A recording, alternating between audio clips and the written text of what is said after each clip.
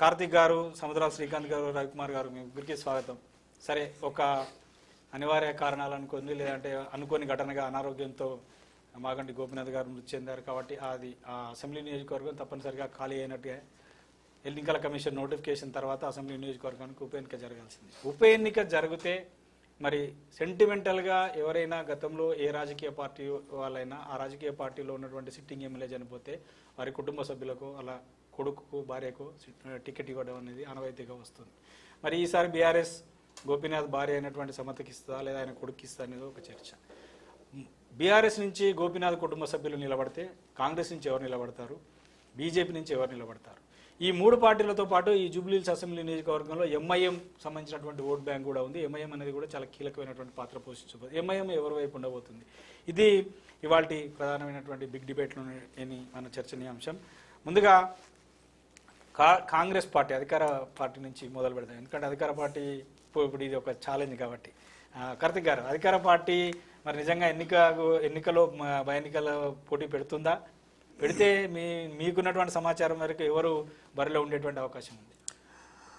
ముందుగా జూబ్లీహిల్స్ శాసనసభ్యులు మాగంటి గోపీనాథ్ గారి మరణం నిజంగా జూబ్లీహిల్స్ ప్రజలకు, ఆ పార్టీ బీఆర్ఎస్ పార్టీ నాయకత్వానికి కూడా తీరని లోటు. కాబట్టి కుటుంబ సభ్యులకు కాంగ్రెస్ పార్టీ పక్షాన మా యొక్క ప్రగాఢ సానుభూతిని తెలియజేస్తూ, దేవుడు ఆ ఇంట్లో అంటే జరిగిన విషాదం తాలూకు దేవుడు వీలైనంత త్వరలో మళ్ళీ ఆ ఇంట్లో ఒక సంతోషకరమైనటువంటి ఒక సందర్భాన్ని తీసుకురావడం వల్ల ఆ కుటుంబం మంచి వాతావరణంలోకి రావడానికి మేడంకి కూడా వాళ్ళ కుటుంబ సభ్యులందరికీ కూడా మంచి జరగాలని మనస్ఫూర్తిగా కోరుకుంటూ, చర్చలో భాగంగా అంటే సహజంగా మన తెలుగు రాష్ట్రాల్లో లేదంటే రాజకీయాల్లో ఎవరైనా కుటుంబ సభ్యులు చనిపోయినప్పుడు ఆ కుటుంబ సభ్యులకే ఆ స్థానాన్ని విడిచిపెట్టడం అనేది సాంప్రదాయబద్ధంగా గతంలో రాజశేఖర రెడ్డి గారు చనిపోయినప్పుడు వారి సతీమణి గారు అయినటువంటి విజయలక్ష్మి గారిని, అట్లాగే ఇదే ఒకప్పటి జూబ్లీహిల్స్ అంటే ఇప్పటి జూబ్లీహిల్స్ కాన్స్టిట్యున్సీ, ఒకప్పటి ఖైరతాబాద్ కాన్స్టిట్యున్సీ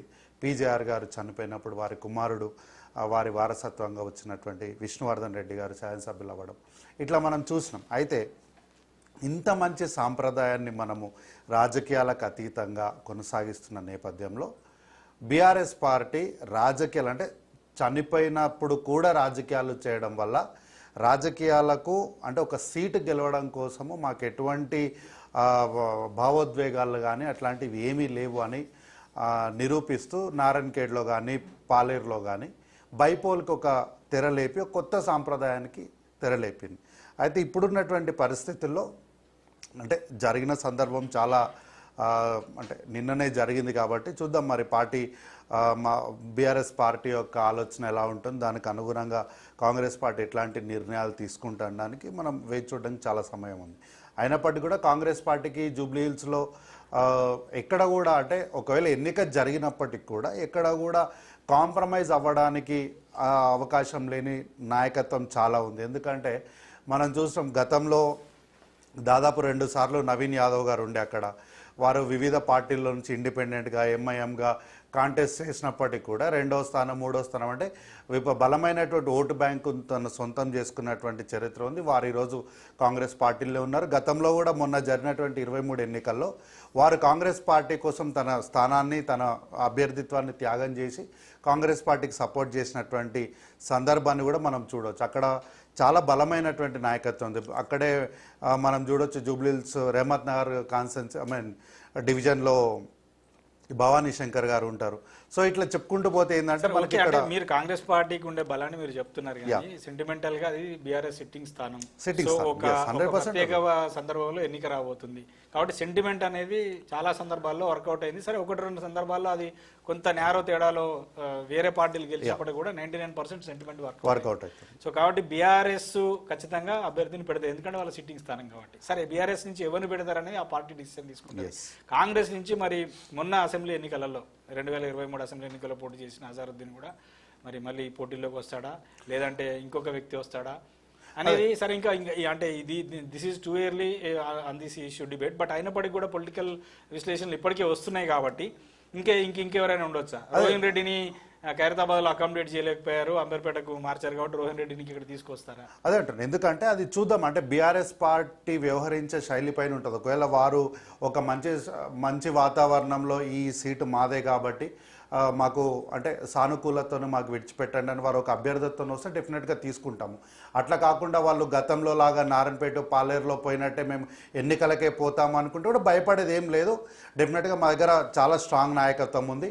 అట్లాగే ఒకవేళ వీళ్ళు రెఫరెండంకే పోదాము, రెఫరెండం చూసుకుందాము అంటే చనిపోయిన దానిపైన కూడా ఎన్నికలకు పోయి రెఫరెండం రేవంత్ రెడ్డి గారి నాయకత్వాన్ని కాంగ్రెస్ పార్టీ పాలనను ఛాలెంజ్ చేస్తామంటే కూడా గతంలో మనం కంటోన్మెంట్లో చూసినాం.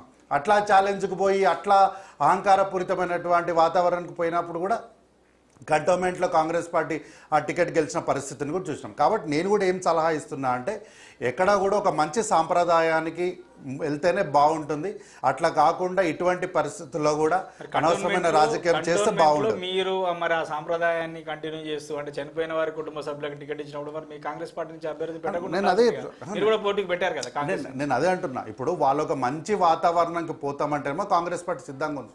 అట్లా కాకుండా ఆ రోజు ఆ ఎన్నిక జరిగినప్పుడు కూడా వారు మంచి వాతావరణంలో ఇది చనిపోయిన స్థానం అని వారు అలా మాట్లాడి ఒక మంచి ప్రపోజల్కి వచ్చుంటే బాగుండేది ఆ రోజు. అట్లా కాకుండా ఈ ఎన్నిక ఉంది, ఈ ఎన్నికల మేము రెఫరెండంగా చూస్తాము, రేవంత్ రెడ్డి గారు రెఫరెండంగా చూస్తాము అన్నప్పుడు తప్పకుండా ఎన్నికకు బీఆర్ఎస్ పార్టీ నాయకులు శ్రీకాంత్ గారు చెప్పాలి. బీఆర్ఎస్ పార్టీ నుంచి అంటే మెజారిటీగా అయితే ఆ కుటుంబ సభ్యులకే ఇచ్చే అవకాశం కనబడుతుంది. సహజంగా ఆ సాంప్రదాయం కొనసాగుతుంది. ఒకవేళ బీఆర్ఎస్ పార్టీ మాగంటి గోపీనాథ్ కుటుంబ సభ్యులు వారి భార్యను కానీ లేదా వారి కుమారుని కానీ నిలబెడితే సిట్టింగ్ స్థానాన్ని కైవసం చేసుకుంటుందా? ముందుగా నమస్కారం అండి అందరికీ. ఇది చాలా మా పార్టీకి సంబంధించి చాలా గట్టి దెబ్బ. దీన్ని మళ్ళీ పూర్తి చేసుకోలేని దెబ్బ అన్నట్టుగానే మేము భావిస్తున్నాము. ఓకే, ఇప్పుడు మాగంటి గోపీనాథ్ గారు మిస్ అవ్వడం అనేది చాలా తీరని లోటు. అయితే ముందుగా ఆయన ఒక గొప్ప నాయకుడిగా ఎదగడం జరిగింది. 3 సార్లు ఎమ్మెల్యేగా అవ్వడం జరిగింది, హ్యాట్రిక్గా ఎమ్మెల్యేగా అవ్వడం జరిగింది. సిటీలో వన్ ఆఫ్ ది బెస్ట్ లీడర్గా కూడా ఆయనకు పేరు ఉంది. ముందుగా ఆయన కార్యకర్తలకి మరియు వారి నియోజకవర్గ ప్రజలకి చాలా తీరని లోటు. ఎప్పుడు కూడా అందుబాటులో ఉండే నాయకుడు ఈరోజు ఇలా మిస్ అవ్వడం అనేది చాలా బాధాకరమైన విషయం. ఇంత కరెక్టే డిబేట్ జరుగుతుంది, కానీ ఇంత తొందరగానే ఇలాంటి చర్చ మనం జరుపుకోవడం అనేది కూడా అంటే తప్పదు. సరే, ముందైనా వెనకైనా ఉప ఎన్నిక రావడం ఖాయం. ఉప ఎన్నిక వచ్చినప్పుడు ఎవరు పోటీ చేస్తారనేది డిసైడ్ చేసుకోవడం తప్పనిసరి. ఏ రాజకీయ పార్టీ అయినా, అది బీఆర్ఎస్ అయినా, కాంగ్రెస్ అయినా, బీజేపీ అయినా. అది ఏంటంటే జరగడం నిన్ననే జరిగింది కాబట్టి అంత్యక్రియలు మనం అందరం చూసాము.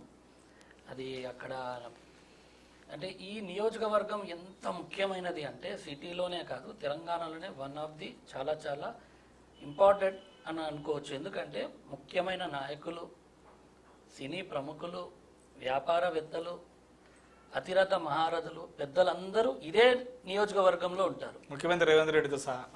ఇప్పుడు చూడండి, ముఖ్యమంత్రి రేవంత్ రెడ్డి గారు కూడా ఇదే నియోజకవర్గానికి సంబంధించిన వాళ్ళు. అంటే పెద్ద వాళ్ళందరూ ఇక్కడే ఉండడం, దీనికి సంబంధించి ఇక్కడ బడుగు